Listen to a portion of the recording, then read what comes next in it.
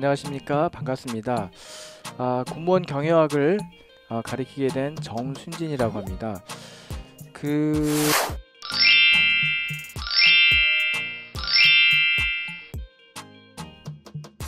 저는 사실 이제 그 공무원 경영하기 전에 공인회계사 학생들을 준비하는 그 CPA 학원에서 경영학 강의를 했었고, 공기업 준비하는 학생들을 위한 조이 캠퍼스라는 학원에서 경영학 강의를 했었습니다. 그러다가 군무원 강의를 지금 3회차 하고 있는데, 그 1회차 강의랑 2회차 강의도 좀 달랐지만 이번 3회차 강의도 앞에서 했던 강의를 업그레이드 시켜서 새로운 개념을 가지고 학생들과 만나려고 지금 준비를 하고 있습니다.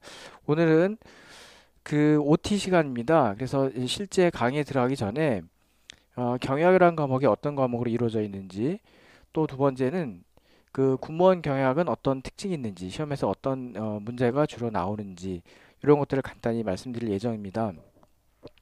그 기출문제가 5회분 정도가 지금 모여 있는데, 그 각 회마다 다 특징이 달라요. 특징이 달라서 그 자세한 분석을 하고, 그 다음에 기출문제를 실제로 풀어드리는 과정을 별도로 가지려고 합니다. 그래서 오늘 OT에서는 기출문제를 자세히 말씀드리진 않지만, 그래서 여러분들이 군무원 시험의 특성, 이런 것들을 알기 위해서 필요한 내용들을 잠깐 소개하려고 합니다. 예를 들면요.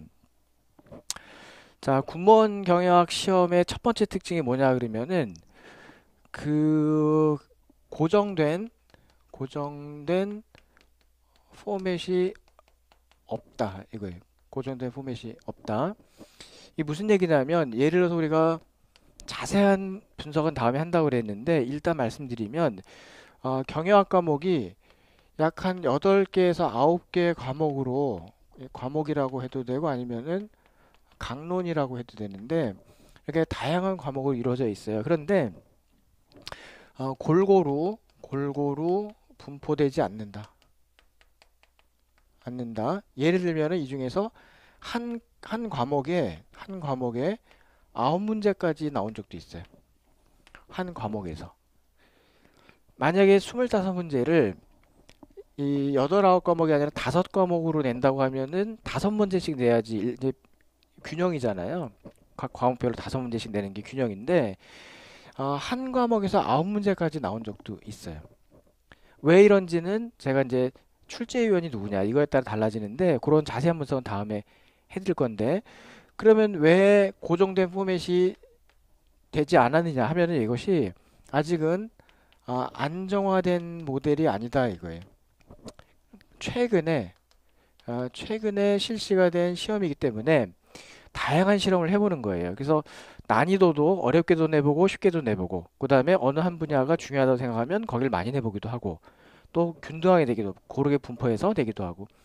그러면서 학생들이 그 어떻게 준비해 오고 있는지, 그것이 또 시험과 어떤 연계가 있는지, 또는 어떤 시험을 냈을 때, 어떤 난이도를 냈을 때 들어온 학생들이 유능한지, 조직에 도움이 되는지, 이런 것들을 한 번씩 따져보는 거예요. 시험 패턴도 지금 그 기출문제를 분석해 보면은 한 번도 보지 못했던 문제, 학생들이 시중에서 일반 교재라든지 뭐 문제 모의고사 이런 데서 나오지 않았던 그런 문제가 적을 때는 3문제, 많을 때는 5문제까지 나옵니다. 다시 말해서 이것도 연계시켜서 두 번째, 그 좀 생소한 문제가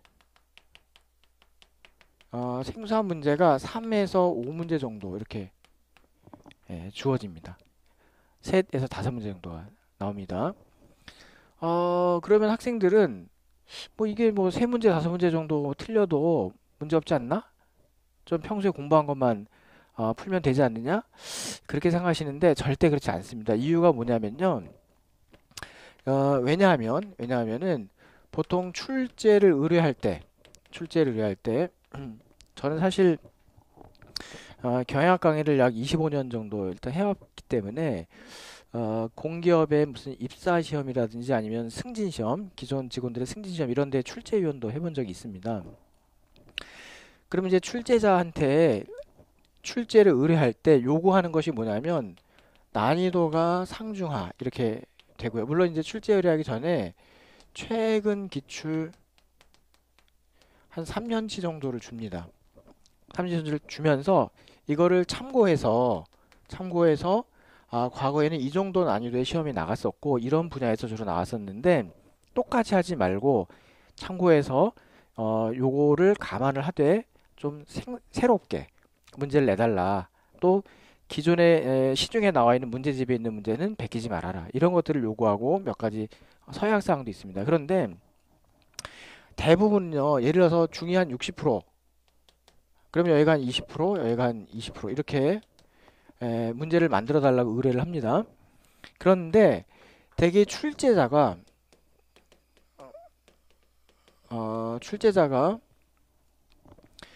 그 난이도 상을 어느 정도 수준까지 맞춰야 될지를 잘 모를 때가 많아요. 왜냐면은 저같이 전문적으로 경영학만 평생 공부하고 학생들하고 호흡한다는 얘기 뭐냐면은 제가 문제를 만들어냈을 때 학생들이 어려워하는 문제, 쉬운 문제를 다 알고 있고 그것도 직렬별로 다 다르거든요. 그런 걸 알고 있는 사람은 어느 정도 문제가 나가면 상인지 중인지 하인지를 파악할 수가 있는데 어쩌다가 한번 의뢰를 받아갖고 문제를 만들게 되면은 특히 초짜들은 굉장히 어렵게 내야 된다고 생각하는 경우가 많아요. 학생들이 공부를 굉장히 많이 했을 테니까 이 정도 문제는 다 알 것이다.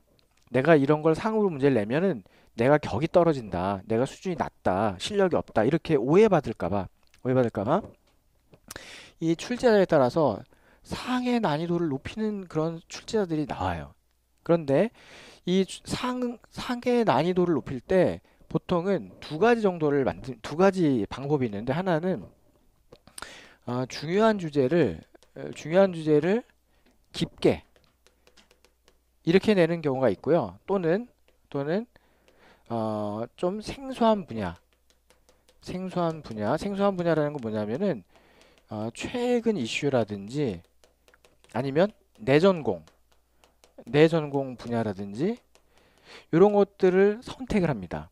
일반적이지 않고. 그러니까 이런 것들을 이제 문제에 넣게 된다는 거예요. 그런데 여러분들이 공무원 시험을 합격을 하려면 자, 요 하나 중에 문제는 이거는 반드시 100%를 맞춰야 되고 만약에 요것이 25문제 그냥 예를 들어서 얘가 한 5문제 정도가 된다고 치고 요게 한 20문제가 된다고 치잖아요. 그러면 요거는 20분이 아니라 약 한 15분 정도 만에 풀어야 되는 거예요. 이 문제는. 너무나 쉽고 익숙하고 다 연습되어 있는 상태이기 때문에 특히 이제 군무원 시험이 이제 재수하는 사람, 삼수하는 사람도 나오기 때문에 공부를 그동안 축적되어 있어 굉장히 많이 했고 군무원 교재뿐만 아니라 주변 교재까지 다 구해다 공부한 친구들이 있어요. 군무원 시험과 난이도가 비슷한 시험, 조금 높은 거 이런 것들을 구해다가 연습하고 막 이런 친구들이 있거든요. 그런 친구들은 이런 문제는 너무나 쉽기 때문에 굉장히 짧게 풀면서 다 맞춰요. 그리고 이제 이거는 한 번도 못 본 문제예요. 솔직히. 물론 어떤 거는 이런 경우 문제는 아주 깊은 시험 있잖아요. 아까 제가 강의했다던 그 회계사 시험이나 이런데 그런 데 있는 문제를 할 때도 있지만 대개 학생들이 거기까지 공부를 못 해요. 왜냐면 공부하는 그 분량이나 시간이 안 맞아요. 안 맞기 때문에 그걸 못 하거든요. 그러면 이 생소한 문제 5문제를 다 풀 필요는 없는데 요거를 다 못 풀고 요것만 풀어가지고는 붙기가 어렵다는 거예요. 물론 다른 과목과의 평균 이런 것도 내야 되겠지만은 그래서 적어도 이 생소한 문제 3문제 5문제 중에서 최소한 2문제는 반드시 맞추고 나머지는 그냥 찍어서 운이 좋으면은 하나 정도 맞추고 운이 없어도 상관없고 이러면 붙는 거예요. 요즘 워낙 경쟁이 많기 때문에 여러분 잘 모르시겠지만은 그 커트라인 주변에 엄청나게 많은 학생들이 몰려 있거든요. 그러니까 한 문제 차이로 엄청난 이 격차가 나와요. 그러면 2문제 또는 3문제를 더 맞추면 분명히 붙고 다른 과목에 비해서도 좀 유리하게 평균에서 좀 도움을 주는 그런 과목이 되는 겁니다. 그렇다면은 우리가 이 과거에 기출을 분석을 해서 우리가 2021년도 시험에 무엇이 나올지 예상하는 것도 매우 중요하지만 거꾸로 이 기출 그대로 나온다고 생각하지 마시고 오히려 새로운 변형의 문제가 나올 것이다. 이걸 분석을 해서는 변형의 문제를 한번 예측하는 게 중요합니다.